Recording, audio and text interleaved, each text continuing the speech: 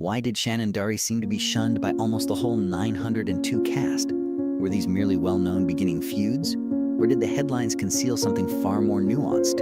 After briefly electrifying American television with her unique beauty and fierce personality, Shannen was discreetly thrown into Hollywood's blacklist. This film exposes a devastating secret Shannen held to herself for years, as well as her most intimate images, which capture moments behind the scenes. To learn why things are not always as they seem, watch through to the very end. On April 12, 1971, Shannen Doherty was born in Memphis, Tennessee.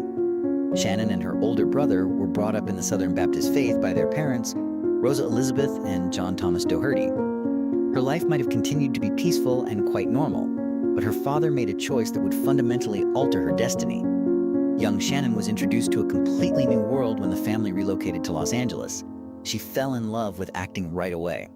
Doherty started making appearances on TV series like Father Murphy and Voyagers when he was just 11 years old. Michael Landon, who was well known for his deep religious beliefs, produced the latter. The young girl's seriousness, purity, and evident potential might have been familiar to Landon. He later cast Doherty in the beloved family sitcom Little House on the Prairie, which was his next effort. This wasn't just another part for Shannen. It fulfilled a childhood fantasy. Melissa Gilbert, the most adored child star on Little House on the Prairie, was someone Doherty greatly liked on the set. Shannen was just a young child at the time, looking up to a role model on film. Ironically, that naive admiration would transform into outright animosity a few years later. An early indication that things would not go well for Doherty's career.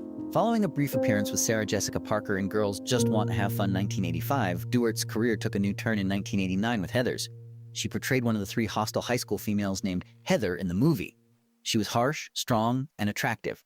Because of its dark tone, incisive societal satire, and themes that were entirely at odds with Doherty's benign, family-friendly persona, Heathers caused controversy even before it was released. She had to give a speech full of foul language and verbal abuse for the first time. Doherty was quite uncomfortable uttering such things as a young woman who was brought up in a Southern Baptist church. As if she was taken aback by what she was saying, viewers with keen eyes may even notice a little smile on her face in certain instances. But it was more than just the conversation. Doherty was even more taken aback by the Heathers set because of what she saw as immoral behavior occurring everywhere. She learned that a married crew member was having an affair with a background actress, who wasn't even legally an adult, while the movie was being filmed. Due to her moral background, Doherty was unable to ignore it. She went right up to the man and told him how horrible his actions were. Crude insults in the same language she already found difficult to use on television were directed at her in return. It appeared to be the first time Doherty really understood that Hollywood didn't follow the moral guidelines she had been taught as a child. Nevertheless, Heathers became a huge hit, and Doherty caught the attention of influential producer Aaron Spelling as a result. Doherty was recommended by his daughter Tori Spelling, who had seen Heathers when he was looking for a fresh face for his upcoming series Beverly Hills 9021. She was consequently chosen to play Brenda Walsh, a role that swiftly rose to prominence in early 1990s pop culture. Brenda caused an unheard of excitement when she became involved in a romantic triangle with Dylan McKay and Kelly Taylor, but the audience didn't like Brenda. Brenda became a widely despised barrier because the majority of viewers wanted Kelly and Dylan together. That animosity was still strong enough in the pre-in era for someone by the name of Darby Romeo to start a newsletter called I Hate Brenda. It initially targeted the character, but over time, it started to target Shannen Doherty personally. The distinction between her real life and her role was virtually eliminated.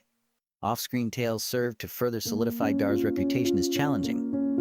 In one point, Pearl Jam's lead vocalist Eddie Vedder said that Doherty attempted to find him in a San Diego hotel. He claimed that despite the fact that they had never met, she acted rudely when she questioned hotel employees about him. She allegedly screamed things like, "Just get it done," and requested tickets to his event. Later, Vedder made a joke about how he would have even allowed Doherty to be beaten by his girlfriend. There was another episode, though, that really made Hollywood abandon her, something that she did to a beloved co-star. Recall that Doherty and Melissa Gilbert co-starred in Little House on the Prairie as young actors. Doherty occurred to live close to Gilbert's husband around 10 years after the show's conclusion. Doherty made the decision without hesitation, even though the couple was going through a trial separation at the time. She had an affair with her ex-co-star's spouse for a single night. In response to Gilbert's questioning about this obvious betrayal, Doherty allegedly said, "I once told you that when I grew up, I wanted to be just like you." Doherty didn't gain many friends because of her personal decisions, it's safe to assume. What about her career, though? It was worse than that.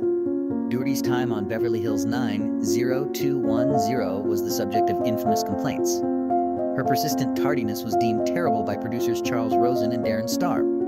Being late wasn't the only thing. Doy frequently gave the impression that he was unconcerned about it. Her constant partying might have contributed to the problem. She was a rising star at the moment and just wanted to have fun. The issue was that once the cameras started filming, the partying offset started to cause major problems.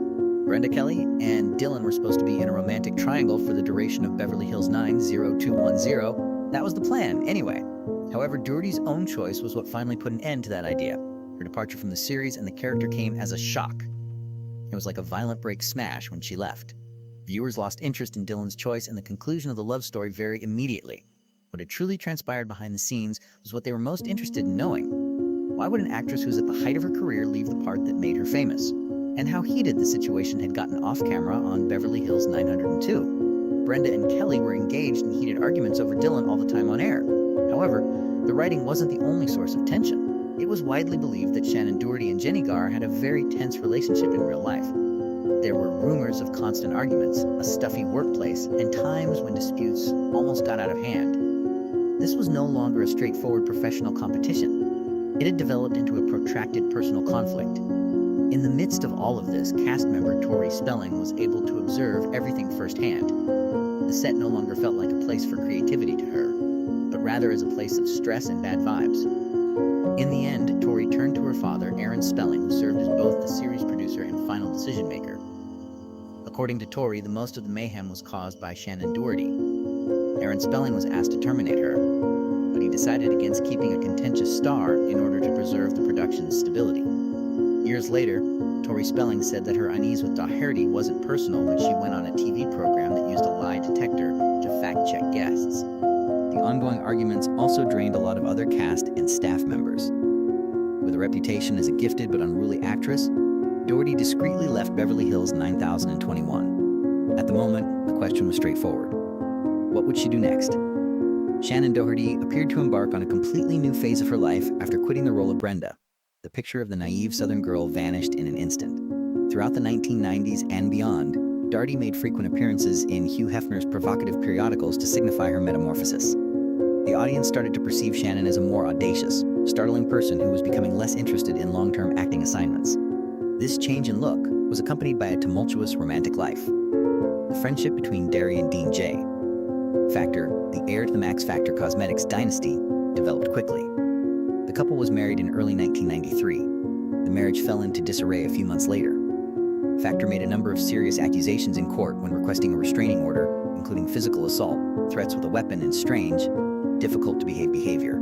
Although only one side made these claims, popular opinion swiftly shifted against Dar due to her reputation at the time. Speaking forward, Doherty's father insisted that his daughter was the true victim of domestic abuse. He mentioned the wounds she had brought home.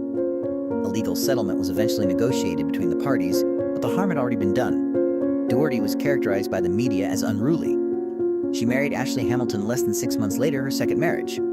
Additionally, that relationship ended abruptly, resulting in additional charges and suspicions.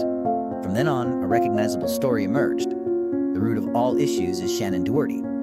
Police complaints, confrontations outside nightclubs, and legal issues all served to further solidify the perception of a rebellious celebrity who lives out of control. Aaron Spelling, however, once again trusted Doherty in spite of her contentious past when he cast her in the television series Charmed. Maybe he thought she had grown up. However, that did not occur. As before, Doherty quickly found herself embroiled in a dispute with a co-star, this time Alyssa Milano, who was once a child star herself. Doherty subsequently implied that her own competitive mentality was mostly to blame for the tension. Doherty's departure from the show marked the end of the war once more. And did it teach her anything? Apparently not. She decided to leave a series to put an end to the dispute for the second time. Recall that Tori Spelling was involved in Doherty's termination on 902 TO. Alyssa Milano later claimed that Doherty's exit from Charmed was due to creative disputes. The query persisted. Why did Doherty, the alleged bad girl, walk away without retaliating? Her silence simply served to increase her perceived guilt in the eyes of many. But there was another secret hidden behind all of these disputes, and it was about to come to light. Doherty made a very private secret public in 1999. Since childhood, she has been dealing with Crohn's illness. Severe diarrhea, weight loss, and even malnutrition are among the signs of the illness, which is sometimes referred to as inflammatory bowel disease, or IBD. Speaking openly, Dari said, "There's nothing sexy about a woman having to say, 'I need to go to the bathroom right now.' This is a fact that many patients all too well recognize." Nevertheless, her health issues were not the most significant obstacle in her life. Her personal life was still falling apart as 2000 drew near. After years of struggling with alcoholism, Doherty ultimately experienced one of the most embarrassing events of her life, being arrested for driving under the influence. Despite spending only a few hours in jail, she subsequently characterized the event as a devastating blow to her identity, a time when all of her ego, fame, and glitz were taken away. The sentence itself wasn't too heavy: doing community service and educating young people about the risks associated with drunk driving. However, the psychological damage was much more severe.